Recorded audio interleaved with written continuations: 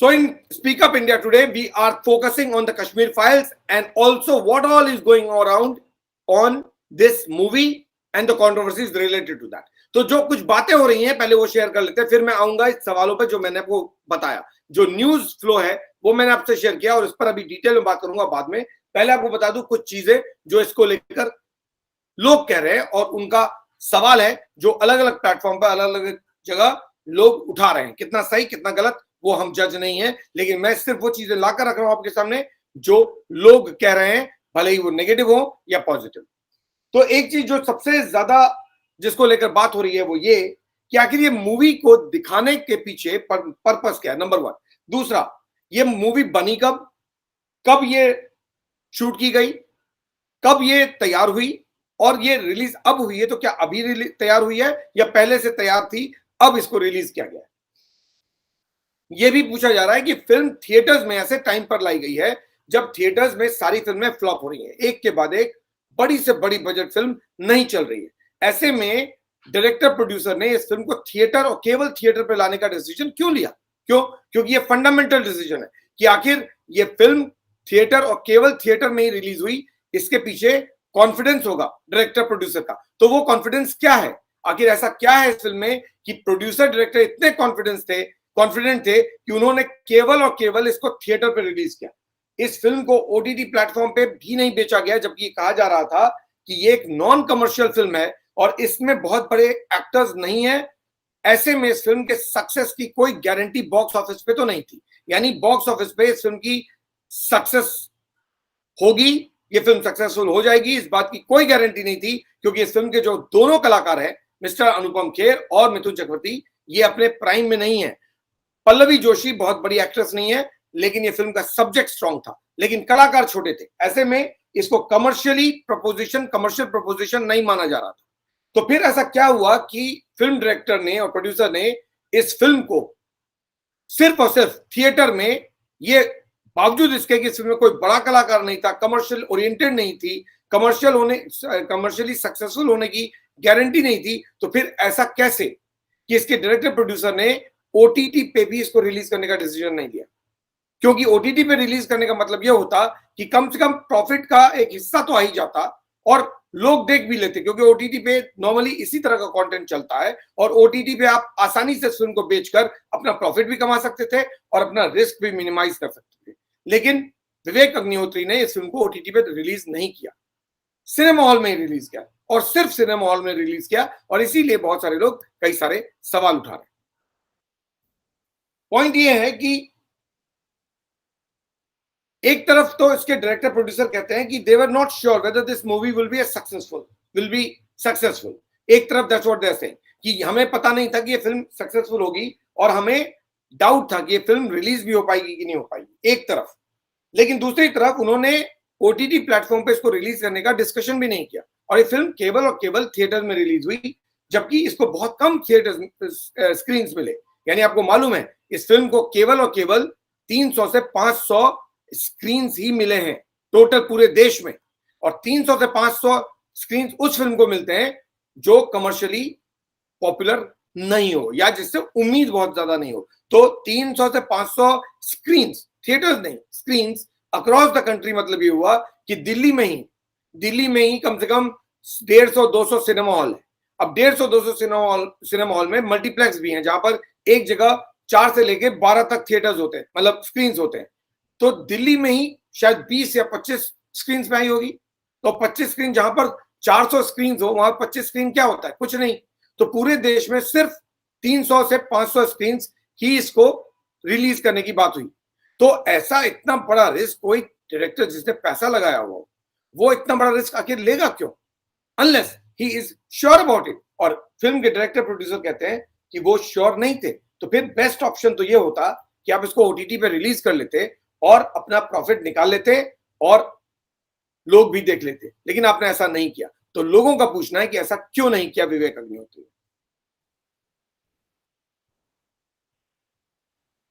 इस फिल्म के director producer का केवल और केवल थिएट्रिकल रिलीज बताता है कि दे वर वेरी कॉन्फिडेंट। और ये कॉन्फिडेंस आखिर आया कहां से? क्योंकि अभी आपने जो हालात देखे हैं पिछले दिनों, कोई भी फिल्म हो, बड़ी से बड़ी फिल्म हो, अक्षय कुमार की हो, सलमान खान की हो, अब रणवीर सिंह की हो, और जितने भी बड़े एक्टर्स हैं, जितने भी बड़ी फीमेल एक्टर्स हैं, मेल एक्टर्स हैं, जितनी भी बड़ी बजट फिल्म आई है, सारी की सारी क्रैश कर गई, सारी की सारी फेल हो गई, सारी की सारी फ्लॉप हो गई। तो फिर कोई भी प्रोड्यूसर डायरेक्टर सोचेगा, जब इतनी इतनी बड़ी बड़ी फिल्में हिट फ्लॉप हो रही हैं, तो मेरी फिल्म को हिट होने के क्या चांसेस है?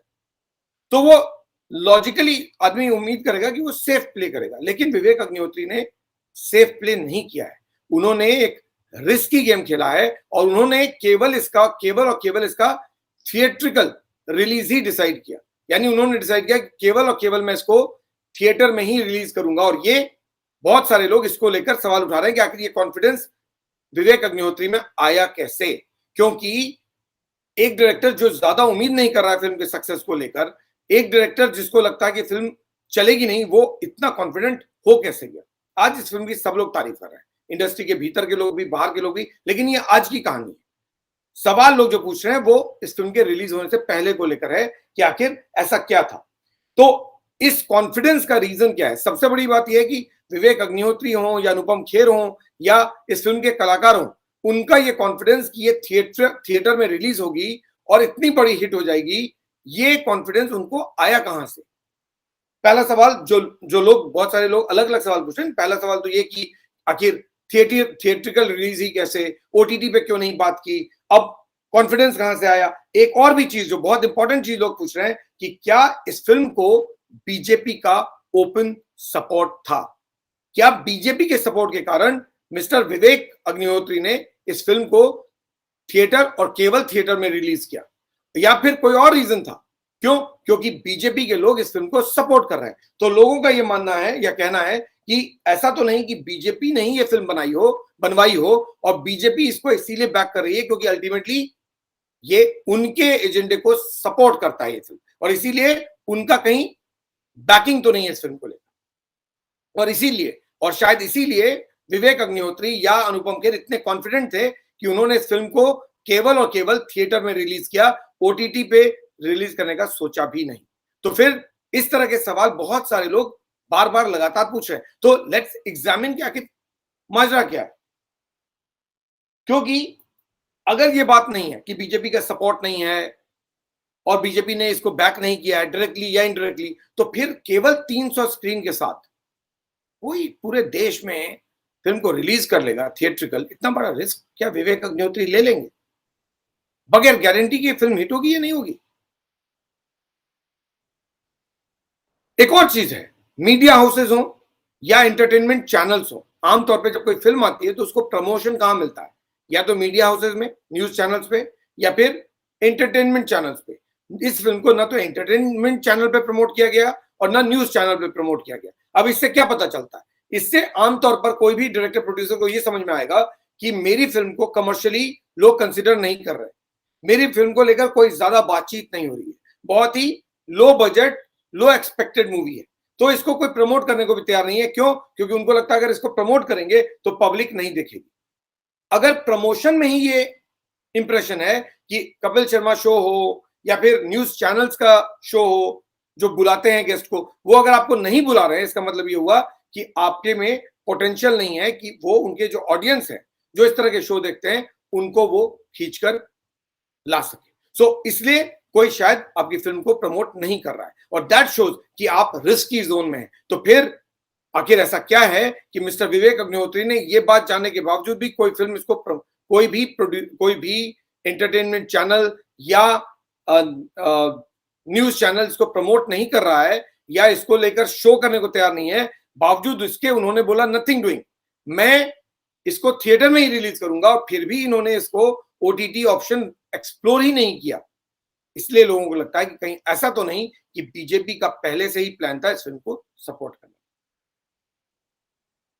अब ये बात डिनाई नहीं की जा सकती है कि बीजेपी डायरेक्टली या इनडायरेक्टली इस फिल्म को इनकरेज कर सकती है, यानी इस फिल्म के बनाए जाने को इनकरेज कर सकती है। ये वो चीजें हैं जो इस फिल्म को लेकर बातचीत हो रही हैं, और उसके पीछे रीजंस भी हैं। क्यों बीजेपी इस फिल्म को क्यों प्रमोट करना चाहेगी, या बीजेपी इनडायरेक्टली या डायरेक्टली क्यों इनकरेज करेगी इस तरह के आइडिया को? उसके पीछे fundamental reasons, resettlement of Kashmiri Hindus और Kashmiri Pandits has been on the agenda of BJP for long. It's not today. ये जो तस्वीरें आप देख रहे हैं जिनमें एक प्रोटेस्ट जो पहली तस्वीर है वो इस फिल्म के रिलीज के खिलाफ है और वो कहती है कि इस फिल्म को बैन कर दो, लेकिन जो बाकी दो तस्वीरें देख रहे हैं या तीन तस्वीरें देख रहे हैं ये वो प्रोटेस्ट है जो कश्मीरी हिंदूज कर रहे हैं। क्यों? क्योंकि कश्मीरी हिंदूज वापस जाना चाहते हैं अपने स्टेट में और इस एजेंडे को बीजेपी लगातार सपोर्ट करती रही है। और रीसेटलमेंट ऑफ कश्मीरी पंडित ये बीजेपी का एजेंडा आज से नहीं बहुत दिन से है और बीजेपी लगातार रीसेटलमेंट ऑफ कश्मीरी हिंदूज इन जम्मू कश्मीर या कश्मीर वैली इसको लेकर लगातार बात करती रही है। तो जो पार्टी लगातार बात करती रही हो वो ऐसे फिल्म को डायरेक्टली या इनडायरेक्टली इनकरेज क्यों नहीं करेगी, बनवाएगी क्यों नहीं? मान लीजिए कहा जाता है कि बनवाया भी शायद बीजेपी नहीं है, अगर एक मिनट के लिए मैं मान भी लूं तो फिर कोई पार्टी जिसका एजेंडे में ये है कि हिंदूज को वापस सेटल कराना है वो क्यों नहीं इस तरह की फिल्म को प्रमोट करेगी या सपोर्ट करेगी या बनवाएगी? ये हो सकता है, this is possible that BJP ने इसको डायरेक्टली या इनडायरेक्टली इनकरेज किया हो इस तरह के आइडिया को ऐसी फिल्म बनाने को।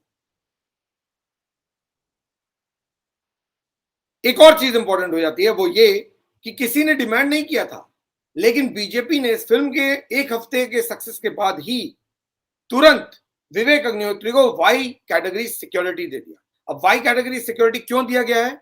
वो इस असेसमेंट पे कि उनको खतरा हो सकता है, क्योंकि जिस तरह की पॉपुलैरिटी इस फिल्म ने लिया है 7 दिन के अंदर वो विवेक अग्निहोत्री के सिक्योरिटी के लिए बहुत सारे सवाल खड़े कर देता है, क्योंकि उनकी सिक्योरिटी को खतरा हो सकता है। ये एक असेसमेंट बीजेपी का है और बीजेपी ने इसीलिए एक हफ्ते के भीतर वाई कैटेगरी सिक्योरिटी दे दी विवेक अग्निहोत्री को। आमतौर पर कोई गवर्नमेंट इस तरह से क्विकली किसी को वाई कैटेगरी सिक्योरिटी या जेड कैटेगरी सिक्योरिटी नहीं देती है जब तक वो उनके कैंप का नहीं हो या उनके लिए जरूरी नहीं हो। तो विवेक अग्निहोत्री ने जो फिल्म बनाई है उसके बाद से शायद ये जो पूरा हिस्ट्री है जम्मू कश्मीर का वो सामने आ गया और बीजेपी के लिए विवेक अग्निहोत्री जरूरी हो गए और उनकी सिक्योरिटी बहुत इंपॉर्टेंट हो गई है। ऐसे वक्त में जब लीडर्स की सिक्योरिटी विड्रॉ हो रही है विवेक अग्निहोत्री को एक हफ्ते के बाद ही सिक्योरिटी दे दी गई और इससे लोगों को लगता है कि शायद कहीं ना कहीं बीजेपी की सिंपैथी विवेक अग्निहोत्री के साथ है। अब केवल विवेक अग्निहोत्री नहीं है, विवेक अग्निहोत्री के अलावा भी और लोग हैं जिनको इस तरह की सिक्योरिटी मिली है। कंगना रनौत का जिक्र हम लोग पहले भी कर चुके हैं। कंगना रनौत को जब शिवसेना टारगेट कर रही थी तब भी बीजेपी ने सिक्योरिटी दिया था। तो बीजेपी अपने लोगों को प्रोटेक्ट करना जानती है और कर रही है। तो ऐसे में अगर विवेक अग्निहोत्री को सिक्योरिटी दे रही है वाई कैटेगरी तो आपको ताज्जुब नहीं होना चाहिए। लेकिन सवाल यह है कि क्या बीजेपी का डायरेक्ट या इनडायरेक्ट लिंक है इस फिल्म को प्रमोट करने में या बनवाने में या विवेक अग्निहोत्री के इस आइडिया जनरेशन में? I don't know, but it is possible because BJP के एजेंडे में रीसेटलमेंट ऑफ कश्मीरी हिंदूज ये आज से नहीं डेकेड से, 25-30 साल से। अब केवल ये नहीं है, अगर आप ध्यान से सोचेंगे और देखेंगे तो बीजेपी बहुत स्लोली और स्टेडीली अपने एजेंडे को पूरा कर रही है, बहुत समझदारी के साथ अपने एजेंडे को स्लोली और स्टेडीली पूरा करते चली जा रही है। कैसे? जब मोदी सरकार बनी थी, लगभग 7 साल हो रहे हैं ना मोदी सरकार को बने हुए, 7 साल में मोदी सरकार ने एक के बाद एक कई सारे एजेंडे अपने पूरे किए हैं। वो एजेंडे जो उनके मैनिफेस्टो का हिस्सा है, यानी बीजेपी के मैनिफेस्टो का हिस्सा है, उनका एजेंडा है और वो एजेंडे को स्लोली और स्टेडीली प्रमोट कर रहे हैं। ये जो रीसेटलमेंट ऑफ कश्मीरी हिंदूज है या कश्मीरी पंडित्स है, ये बीजेपी के एजेंडे का हिस्सा है और बीजेपी ये लगातार प्रॉमिस कर रही है। ये फिल्म अगर कश्मीरी हिंदूज के प्रॉब्लम को सामने ला रही है तो बीजेपी का जो रीसेटलमेंट एजेंडा है उसको ये फिल्म सपोर्ट करती है। क्यों? क्योंकि इस फिल्म के जरिए प्रॉब्लम सामने आ रही है कश्मीरी हिंदूज की, कश्मीरी पंडित्स की। तो फिर बीजेपी के लिए आसान होता है रीसेटलमेंट की बात करना। बीजेपी लगातार जब से आई है रीसेटलमेंट ऑफ हिंदूज की बात कर रही है, तो ऐसे में ये फिल्म उसके एजेंडा के लिए सपोर्टिव है। तो अगर कोई फिल्म बीजेपी के फिलॉसफी की बात कर रही है या बीजेपी जो चाहती है उसको सपोर्ट कर रही है तो फिर बीजेपी इसको सपोर्ट करे क्यों नहीं? अब आप एक गौर करके देखिए, अगर आप गौर से देखेंगे तो बीजेपी ने कैसे अपने स्लोगन को पूरा किया। उनका स्लोगन क्या है? जो हम कहते हैं वो हम करते हैं। ये बीजेपी का स्लोगन रहा है सालों से कि जो हम कहते हैं वो हम करते हैं। We are a party with a difference, what we say we certainly do that. और अगर आप ध्यान से देखेंगे तो बीजेपी ने ऐसा किया भी है इस बार। कैसे? सबसे पहले राम टेम्पल कंस्ट्रक्शन, आप सब जानते हैं राम टेम्पल कंस्ट्रक्शन बीजेपी ने कराया। बीजेपी के एजेंडे में आज से नहीं 80s से है। ओके, तो राम टेम्पल कंस्ट्रक्शन बीजेपी ने करा लिया। दूसरा, ट्रिपल तलाक, इसके खिलाफ बीजेपी लगातार बोलती रही है। कॉमन सिविल कोड का एक हिस्सा था ट्रिपल तलाक। जब बीजेपी कॉमन सिविल कोड की बात करती है यूसीसी, तो उसमें बहुत सारी चीजें आती हैं, लेकिन कॉमन सिविल कोड को अभी तक या यूनिफॉर्म सिविल कोड को अभी तक छुआ नहीं है बीजेपी ने, वो उसके एजेंडे पे है। लेकिन ट्रिपल तलाक उसी कॉमन सिविल कोड का एक हिस्सा है और बीजेपी ने ट्रिपल तलाक के खिलाफ बिल लाया और उस एजेंडे को पूरा कर दिया। एब्रोगेशन ऑफ आर्टिकल 370, जो कश्मीर का आर्टिकल 370 है उसको हटाना बीजेपी के एजेंडे में दशकों से है और बीजेपी ने आने के बाद 370 को भी हटाया। So BJP is steadily and smoothly moving towards this agenda. Burqa and hijab ban, again part of common civil code. BJP is ensuring burqa and hijab ban also. क्यों? क्योंकि अगर एक देश है तो नियम भी एक होना चाहिए। यही तो एजेंडा है बीजेपी का और यही बीजेपी कहती रही है। One country, one rule, and that everyone believes it. I also believe it. If there is one country, the rule should also be the same. BJP is actually achieving that. Burqa and hijab ban is part of that only. Illegal migrants, ये बहुत बड़ा issue रहा है BJP का। Illegal migrants को इस देश से हटाना, उनको आइडेंटिफाई करना बहुत बड़ा एजेंडा रहा है, क्योंकि उनके कारण पॉपुलेशन लगातार बढ़ता रहा है। अब इसके दो तरीके हैं बीजेपी के पास, एक तो सीए जैसा बिल लेकर आना या उसको एक्ट बनवाना, जो बीजेपी ने किया ताकि लोगों को आइडेंटिफाई किया जा सके कौन इस देश का है, कौन इस देश का ओरिजिनली नहीं है। क्यों? क्योंकि वो जरूरी है इस देश के पॉपुलेशन को कंट्रोल करने के लिए। लेकिन ऐसा हुआ नहीं है। इस देश में लगातार पब्लिक आती रहती है और अंदर घुसकर सेटल हो जाती है और रहते वो इलीगल माइग्रेंट्स हैं, लेकिन बताते नहीं है क्योंकि हमारे बॉर्डर्स बहुत पोरस रहे हैं, चाहे वो बांग्लादेश के साथ हो, चाहे वो नेपाल के साथ हो, चाहे वो पाकिस्तान के साथ हो। हिस्टोरिकली बहुत पोरस बॉर्डर है। पोरस मतलब जहां आना जाना बहुत आसान हो सकता है, कोई भी कहीं से घुस सकता है। अब फेंसिंग करनी शुरू की इंडिया ने, तो पोरस बॉर्डर के कारण बहुत सारे लोग इलीगली आते हैं और इस देश में सेटल हो जाते हैं, जिनके बारे में पता नहीं चलता है। सीए उसी का एक हिस्सा है, यानी आइडेंटिफिकेशन ऑफ इलीगल माइग्रेंट, उसका सीए बहुत बड़ा हिस्सा था। सीए के आने के बाद ये पॉसिबल था, लेकिन उसको रोकने की पूरी कोशिश की जा रही है। अब ये तो चीजें वो हैं जो बीजेपी ने इंप्लीमेंट कर दी। वो चीजें जो जिसकी राह पर बीजेपी है, वो क्या चीजें हैं वो भी देखना जरूरी है। कॉमन सिविल कोड, बीजेपी उसकी तरफ बढ़ रही है। Uniform civil code, common civil code, जो भी बोले, BJP is already working towards that. Population bill BJP के एजेंडा में है और बहुत जरूरी है। इस देश का पॉपुलेशन कंट्रोल करना, हमारा पॉपुलेशन डेमोग्राफी जो चेंज हुआ है उसको दुरुस्त करना बहुत जरूरी है और बीजेपी उस एजेंडे पे बढ़ रही है और ये बहुत अच्छी चीज है। तो बीजेपी जो कह रही है वो कर रही है और उसका एक एग्जाम्पल है ये फिल्म और रिसेटलमेंट की पूरी बात, क्योंकि फिल्म उसी को प्रमोट करती है जो बीजेपी कहती रही है। तो ये फिल्म अगर आएगी, इस तरह की फिल्में आएंगी तो बीजेपी के काम को आसानी होगी। बीजेपी जो करना चाहती है उसको सपोर्ट मिलता है। तो बीजेपी अगर डायरेक्टली या इनडायरेक्टली सपोर्ट कर रही है तो वो उसके पार्ट ऑफ द प्लान का हिस्सा है, इसलिए वो सपोर्ट कर रही है, बगैर मतलब के नहीं कर रही है। रिसेटलमेंट ऑफ कश्मीरी पंडित्स मैंने ऑलरेडी कहा, they are already working towards that. तो and then what is being talked about, apart from this there are other things which are being talked about, not yet disclosed as an agenda, or the BJP or party is moving towards that, but इसकी आवाज आपको सुनाई दे रही है। वो क्या है? Temple in Mathura and temple in Kashi. ये दोनों एजेंडे पे बीजेपी के रहे हैं, आज से नहीं 80s से। बीजेपी बीच में चुप हो गई क्योंकि कोलिशन गवर्नमेंट बनने लगी, कोलिशन पॉलिटिक्स हो गया। उसमें केवल आप मेजोरिटी में नहीं थे तो आपको अपने एजेंडे को दबाना पड़ता था, क्योंकि आप कॉमन मिनिमम प्रोग्राम पे काम करते थे। कॉमन मिनिमम प्रोग्राम के सीएमपी के कारण आपको अपने एजेंडे को पीछे रखना पड़ता था। लेकिन काशी मथुरा बीजेपी के एजेंडे पे उतना ही है जितना राम टेम्पल। और बीजेपी में अब अगर आप बात करेंगे, या बीजेपी छोड़िए, अगर आप आसपास यूपी जाएंगे, इधर उधर जाएंगे, बात करेंगे, तो इस बात का जिक्र हो रहा है कि बीजेपी उधर भी जाएगी और ऐसा करेगी। तो बीजेपी जो कहती है वो करती है और उसी का हिस्सा है ये हिंदूज का रीसेटलमेंट वैली में, जिसको लेकर एक फिल्म बनी है कि कैसे वहां से निकाला गया और कितना जरूरी है उनके हक को देना, और इसीलिए बीजेपी डायरेक्टली एंड इनडायरेक्टली इसको सपोर्ट कर सकती है। सवाल बहुत सारे उठ रहे हैं, लेकिन वो जस्टिफाइड है या नहीं है ये अलग चीज है। बीजेपी वही कर रही है जो बीजेपी करना चाहती है, और बीजेपी करने की कोशिश में सालों से लगी हुई है। तो you can not blame BJP for that.